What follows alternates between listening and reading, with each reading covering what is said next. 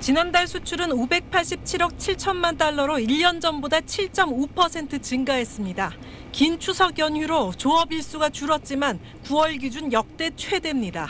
인공지능 서버 투자 등 견조한 수요 속에 메모리 반도체 가격 상승까지 더해져 반도체 수출이 37.1%나 급증했고 자동차 수출도 4.9% 늘며 넉 달 만에 감소세에서 벗어났습니다. 정부는 올해 수출이 상고하고 양상이 뚜렷하다고 자신하지만 수출 현장에선 엇갈리는 목소리도 있습니다. 6월 정도까지는 나름 목표대로 가고 있었어요. 이제 7월, 8월, 9월 들면서 조금씩 꺾이기 시작했고 4, 4분기는 저는 더 쪼그라들지 않을까. CT와 HSBC 등 해외 투자은행들이 한국 수출이 정점을 찍고 꺾이는 피크아웃 가능성을 제기하고 나선 것도 이런 분위기와 무관하지 않습니다. 지난해 10월부터 수출이 증가세로 접어들며 이달부터는 기저효과가 줄어드는 데다 가장 큰 수출 시장인 미국과 중국의 경기 둔화 우려가 금리 인하 등 경기 부양 조치에도 불구하고 수그러들지 않고 있기 때문입니다. 최근의 원화 강세도 수출에 우호적이진 않습니다.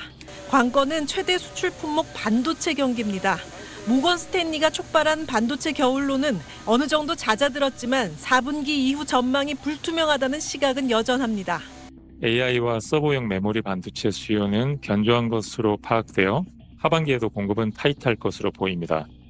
다만 D램 수요의 40%를 차지하는 스마트폰과 PC 수요 부진은 하반기에도 지속될 전망입니다. 미국 대선 결과와 중동 사태 전개도 그나마 경제를 지탱하는 수출 경기에 변수로 작용할 전망입니다. SBS 한지연입니다.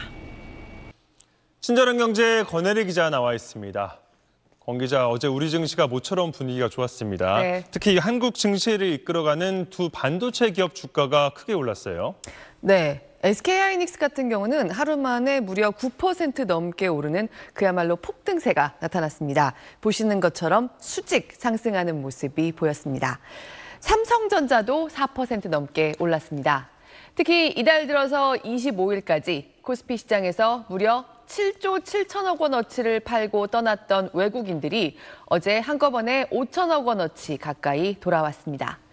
최근에 SK하이닉스와 삼성전자 이 두 기업의 주가가 무너지면서 같이 무너졌던 코스피 지수도 오랜만에 3% 가까이 상승했습니다. 네, 우리 시장에서만 나타난 모습은 아닙니다. 어제 아시아의 주요 반도체 종목들 골고루 급등했고요.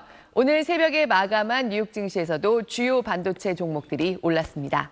한마디로 지금 세계적으로 반도체 시장 상황에 대해서 갑자기 긍정적인 분위기가 흐르기 시작했다는 겁니다.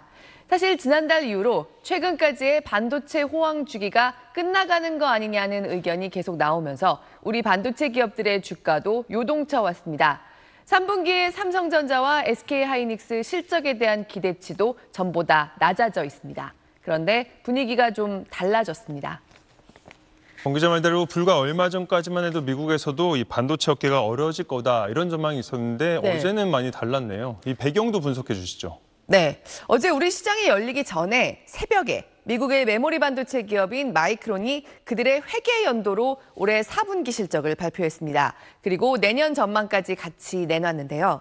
한마디로 시장이 예상한 것보다 좋은 실적을 냈고요. 내년 1분기엔 기록적인 매출을 올릴 거라면서 반도체에 겨울이 올 기미가 없다는 취지의 전망을 단호하게 내놨습니다. 마이크론은 우리나라의 양대 반도체 기업들 다음으로 세계 3위인 메모리 반도체 기업입니다.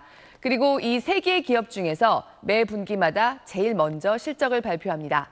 그래서 마이크론이 발표하는 실적과 전망이 메모리 반도체 시장의 최신 분위기를 앞서서 알게 해주기 때문에 풍향계란 별명도 있는데요. 지난주에 우리 반도체 기업들의 주가를 폭락시킨 미국계 투자은행 모건 스탠리의 보고서가 하나 있었죠. 친절한 경제에서도 전해드렸습니다. 한마디로 메모리 반도체 시장의 호황이 끝나간다. AI 컴퓨터에 들어가는 HBM 반도체는 내년에 수요보다 공급이 더 많아질 거고 PC나 스마트폰 수요도 둔화되면서 기존 D램 같은 범용 메모리 반도체 수요도 줄어들 거다. 그러면서 한국 반도체 기업들의 목표 주가를 최대 54%까지 한꺼번에 끌어내렸었죠. 그런데 어제 마이크론 얘기는 AI 메모리 반도체를 만드느라 기존 D램 만드는 양도 줄여야 하는 판이다. 모든 첨단 제품에서 공급을 대기가 빠듯하다. 한마디로 반도체에 겨울이 올 리 없다는 자신감을 보인 겁니다. 마침 컨설팅 회사인 베인앤컴퍼니에서도 메모리 반도체가 부족해질 상황에 대비해야 한다는 보고서가 나오기도 했습니다. 모건 스탠리 보고서와 정반대 내용인데요. 최신 업황을 보여주는 마이크론의 실적과 전망이 베인앤컴퍼니 보고서에 더 가까운 모습으로 나타나면서 전 세계적으로 유수의 반도체 회사들 주가가 일제히 올랐습니다. 네, 좀 더 지켜봐야겠지만 이런 분위기면 우리 수출 성적도 좀 기대해도 될까요? 네. 반도체를 중심으로 한 일부 산업 분야의 수출이 잘 되는 게 지금 우리 경제의 동력이거든요. 내수 부진이 이어지면서 안 그래도 지금 수출에 기대고 있는 측면이 그 어느 때보다도 큰데 여기서 우리 수출의 핵심인 반도체까지 업황이 이대로 가라앉으면 우리 경제에 상당한 어려움이 예상됐습니다. 그런데 일단 반도체 겨울이 벌써 오고 있지는 않은 것 같다. 차세대 AI 수요가 강력하다는 분위기가 좀 더 커진 거죠. 마침 SK하이닉스는 어제 좀 더 발전한 AI 메모리 반도체를 양산하기 시작했다고 밝혔습니다. 당장 올해부터 엔비디아 같은 고객사들에게 납품할 준비까지 됐다는 얘기입니다. AI 개발 속도를 올리기 위해서 고객사들이 더 발전된 반도체를 요구하는 데 부응할 수 있으면 그만큼 AI 개발 속도도 더 빨라지면서 계속해서 반도체 수요가 또 창출되는 선순환까지 이룰 수 있겠죠. 다음 달에 나올 삼성전자와 SK하이닉스의 실적 발표에서 좀 더 확실해지겠지만 일단 지금 우리 경제를 떠받치는 가장 큰 힘인 반도체 수요가 쉽게 빠지지 않을 것 같다는 분위기가 좀 더 커졌습니다. 네, 권 기자 이번 주도 잘 들었습니다.